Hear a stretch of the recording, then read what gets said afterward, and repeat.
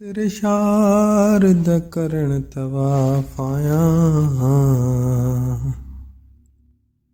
मेरे मज़हब च यार सवाबे, दम निकल न गए परदेसियां दे,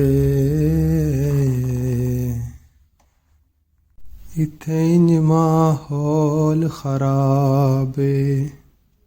मैं टुर वंजणे शाला वसदा रहें, तेरे शहर दरान अजाबे। यासीन अजण कोई पालता नहीं, तेरा बिल्कुल साफ जवाबे।